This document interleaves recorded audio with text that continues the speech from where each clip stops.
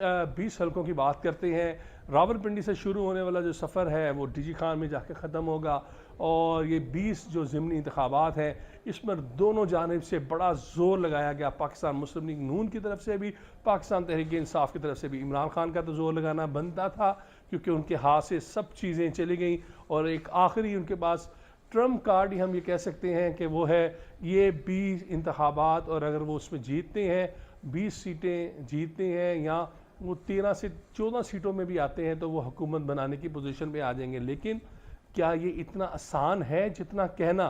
तो बिल्कुल ऐसा दिख नहीं रहा।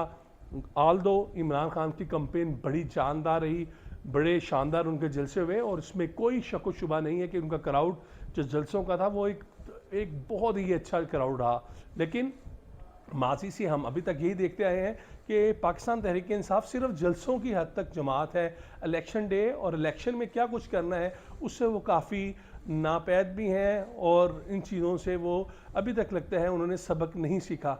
लेकिन दूसरी जानिब पाकिस्तान मुस्लिम लीग नून हुकूमत में भी थी, पंजाब में भी, वफाक में भी, लेकिन उनके लिए एक दोहरा एक म्यार ये था कि उनके लिए मुश्किल हो रही थी कि वो किस तरह कंपेन को चले। तो उसमें मरियम नवाज़ की एंट्री एक मतलब फिर पड़ी और मरियम नवाज़ ने जिस तरह कंपेन को लेके चली हैं और जिस तरह उन्होंने जलसे किए हैं वो हम ये कह सकते हैं कि उन्होंने मुस्लिम लीग नून के अंदर एक नई जान भर दी और नून के जो वर्कर हैं उन्हें चार्ज कर दिया। अब देखना है कि मरियम नवाज़ की जो मेहनत है वो रंग लेके आती है या नहीं लेके आती। लेकिन मैं आपको बताऊं, अगर मरियम नवाज़ के कंपेन से पहले बात देखें तो पाकिस्तान तहरीक इंसाफ का ग्राफ बहुत ऊपर नज़र आ रहा था। लेकिन आज जब चंद घंटे रह गए हैं और मुकाबले में अब कुछ घंटों का टाइम रह गया है, 17 जुलाई सर पर खड़ी है, तो उस वक्त जब हम ये बात कर रहे हैं तो इस वक्त मुस्लिम लीग नून का जो ग्राफ है वो पाकिस्तान तहरीक इंसाफ से कम 10 से 15% ज़्यादा है। तो इसका क्रेडिट फिर मरियम नवाज़ को और उनकी स्ट्रेटजी को जाएगा कि उन्होंने जिस तरह अवामी राब्ता मुहिम चलाई उसके समरात अब आगे नज़र आएंगे। लेकिन अभी हम अगर हलकों की बात करें तो देखें यहाँ पर 2 से 3 चीज़ें बहुत अहम है। नंबर 1 कि टर्नआउट क्या होगा। अगर टर्नआउट 50% 45% तक आता है तो मुकाबले बहुत सख्त होंगे और उसमें फिर जो नताइज हैं वो शायद मेरा ख्याल है वो दोनों पार्टियों के लिए नेक टू नेक ही जाएंगे। और अगर टर्न आउट 30% से नीचे रहता है, लेस देन 30% अगर टर्न आउट होता है और उसमें फिर जो है जो पंजाब की सियासत है उसमें तो फिर यही नज़र आएगा कि क्योंकि अगर टर्न आउट कम होता है तो फिर शायद वो जो इमरान खान का जो अपना उनका वर्कर था, उनका वोटर था, वो नहीं निकलेगा और उसके ना निकलने का फ़ायदा मुस्लिम लीग नून को होगा।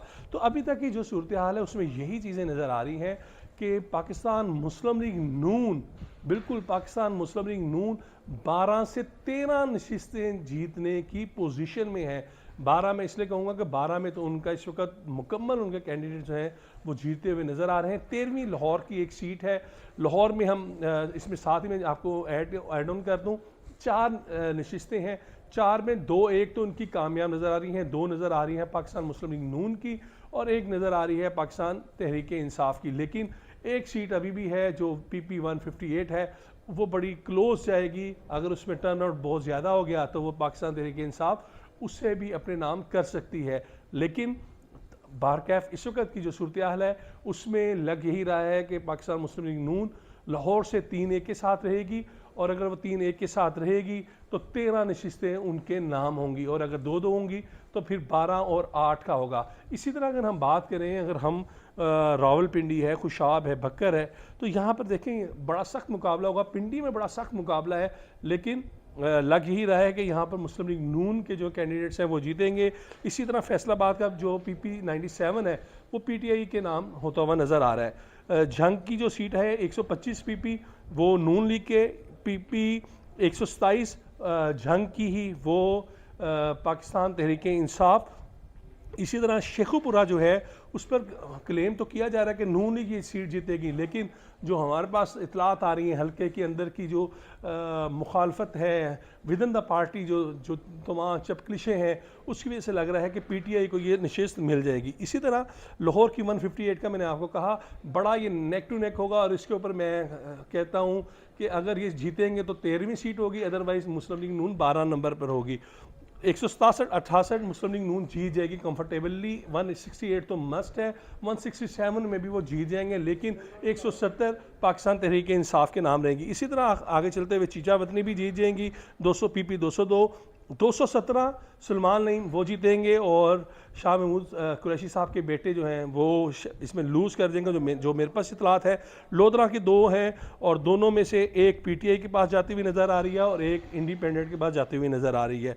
आगे अगर हम चलते हैं, भावनगर 237 और मुजफ्फरगढ़, ये नून लीग के नाम नज़र आती है, लेकिन मुजफ्फरगढ़ में और लिया में अगर 2 सीटें जो मज़ीद हैं, उनमें लिया पाकिस्तान तहरीक इंसाफ, और जो 273 है वो नून लीग के पास आती है। और आखिरी में जो रह जाती DG खान की, वो मोस्ट प्रॉबली मुस्लिम लीग नून जीतेगी। और इस तरह ये 13 सीटें जो हैं वो मेरी नज़र में मुस्लिम लीग नून कंफर्टेबली जीती हुई नज़र आती है। लेकिन इसमें कितनी सदाकत है, क्या कुछ होगा, उसके लिए हमें नताइज का ऐलान होते हुए देखना होगा, उसका इंतज़ार करना होगा, कल वोटिंग का देखना होगा। लेकिन इन सब के लिए सबसे जो अहम है, इन 20 हलकों में ये 46 लाख जो अफराद है, इन्हें वोट का हक़ इस्तेमाल करना होगा, और अपने पसंद के जो लीडर हैं या पसंद के उम्मीदवार हैं उन्हें आगे लेके आना होगा। उन तमाम के लिए अब नताइज क्या आते हैं, क्या ये 13 सीटें नून लीग जीतती है या PTI, उसका वक्त फैसला करेंगे। लेकिन मेरे पास जो हल्के की जो सियासत के हवाले से तमाम डिटेल्स थी, आज मैं आपके सामने लेके आया हूँ। YouTube पर Googly TV देखने के लिए youtube.com की सर्च बार में Googly TV टाइप करें। Googly TV के पेज पर सुर्ख रंग के सब्सक्रिप्शन वाले बटन पर क्लिक करना ना भूलिए। YouTube पर अपलोड होने वाली वीडियो से बाखबर रहने के लिए बेल आइकॉन पर क्लिक कीजिए। आपको हर नई आने वाली वीडियो के बारे में नोटिफिकेशन मौसूल हो जाएगा।